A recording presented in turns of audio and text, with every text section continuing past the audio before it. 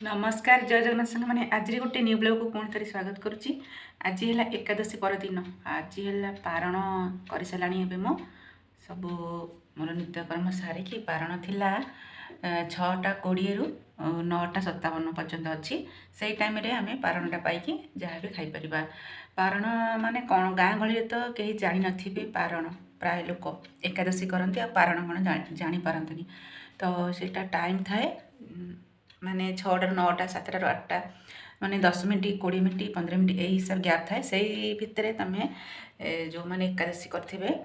तो निर्माल्य पाइकी तापर जल पाइपर माने पानी भी खाद्य भी खाईपर तो ताकू कहती पारण। तो आमर तो आम एमती सब एकादशी परदिन पारण पाऊ तापर जहाँ खाऊ। तो चलतु आज ब्लॉग रे कौन अच्छी आपण सेयार करुच्ची जो मैंने मो चैनल अच्छा प्लीज सब्सक्राइब करेंगे वीडियो को लाइक करेंगे फुल करके देखिए। जय श्री कृष्ण कृष्ण कृष्ण कृष्ण हरे हरे हरे राम राम राम हरे हरे हरि बोल। तो ये आउ गोटे पीसी आसी लुगा आउ कि पनीपरिया जेहेतु पुष मास आ गोटे पीसी को दिखाई यहाँ सान पीसी को दिखाई तो गाँव रे सब पीसी दीटाक बाहर तो से जहाँ कि देदे आउ तो मुआ उखुड़ा से सब ना ना तो देखते सब आसी दिहज आठी चूड़ा भजा आज चा चूड़ा भजा खाई रुटी अच्छी आउ कि बनईनी आज तो देखते गरम गरम चा बन रखीदे तो ये शीत करुच्ची कहतुनि आठी धनिया पत्र आमर बाहर जहाँ अल्प थिला तो बापा पुणी नहीं आसते मार्केट रू कले चटणी बनैया तो चलते ये चटणी बापा बनईदेवा तांकर तो प्रिय धनिया पत्र चटणी तापाई नहीं देखु पत्र को सब भल से बछा बछी कर धुआधुई करदे आंबुल नहीं जेहेतु कईया ना आंबुल नहीं जापर कंचा लंका जिते राग खाଇବା देपर गुड़ आ लुण देकी तो शिଳରେ बाटिबा कथा तो टाइम जेहेतु नाही शिଳରେ मु बाटी पारुनी ना शिଳରେ बाटिले बहुत टेस्टी लगे तो सब आम शिଳରେ बटा हुए आपको एमती ग्राइंडर एमती थरे चलईदेले होमर अल्प हम ना से बाहर बहुत धनिया पत्र हुए ताको आम आनी माने शिଳରେ बाटिकी रखू मेंचे मेंचे गोटे गोटे गिनारे फुल कर रखू आमर गोटे सप्ताह से जाए खाइला बेलू तो ये मुझे बाटिकी आनिक रेडी करदे देखूँ आ स्वाद अनुसार टी लुण देदेवा लास्ट को लुण देकी गोलिया गोली करदेवा आ धनिया पत्र चटणी क्या भल लगे कमेंट करेंगे। तो देखु कईया देकी बाटिले बहुत बढ़िया लगे आ कलरटा भी बहुत आसे आठी देख धनिया पत्र चटणी रेडी होगला आठी आमर जेहेतु काली एकादशी होता उपास थिला पखाड़ खाया आज मन है से पखाड़ खायापी किसी तो सेमती ना आइटमटा गोटे पोड़ा पोड़ी सीझा सीझे कम चलवा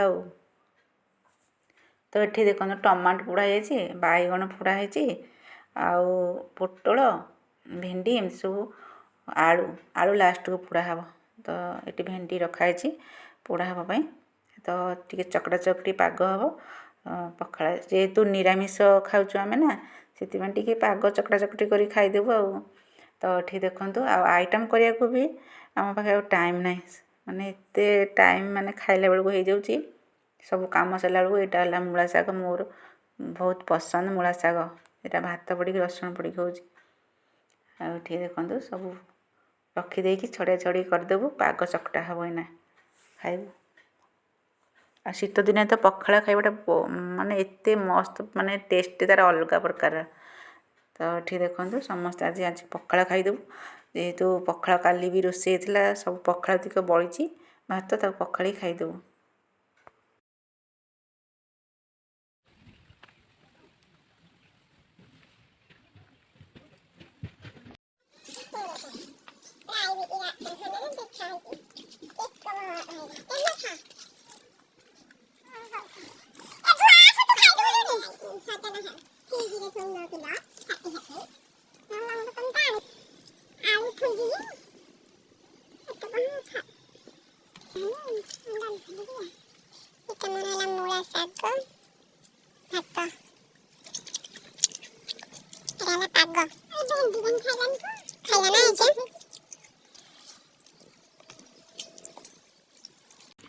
ଓଷା ପରଦିନ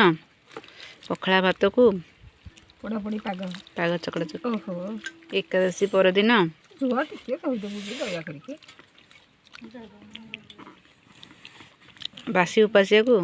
ତାକୁ ମୁଁ ଏଇଯୋଗୁ ପାଗ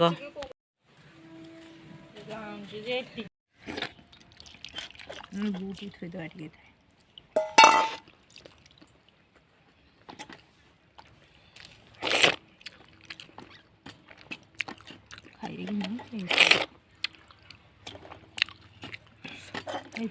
ଭେଣ୍ଡି ପୋଡ଼ା। ଆମେ କଞ୍ଚାମୂଳା କେତେବେଳେ ଖାଉନୁ ହେଲା, ମୂଳା ଆଜି ଖାଉଛୁ।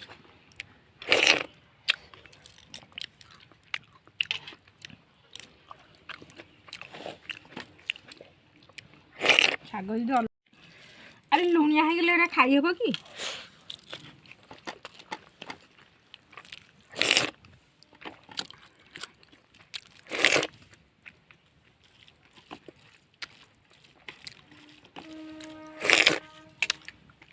କି ଟେଷ୍ଟି। କ'ଣ ଜିନିଷ ଭାତ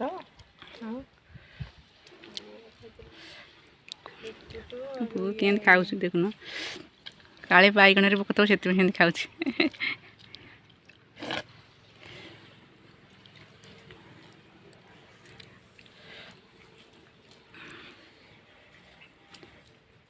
ମୋତେ ଭୋକ କଲାଣି, ସେସବୁ ଖାଇନେବି। ଆଉ ଭୋକ ଲାଗିବନି, ଓଷା ଥିଲା କାଲି।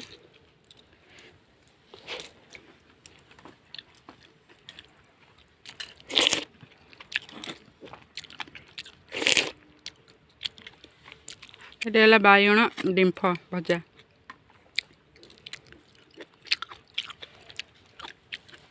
ବଡ଼ି ଭଜା ଆଉ ଭଲ ଲାଗୁଛି। ଆଉ ମୁଁ ଏଇ ଯେଉଁ ଖାଉନି ଚିକେନ ଖାଉଛି କହିବା ଟିକେ ଖାଇବା।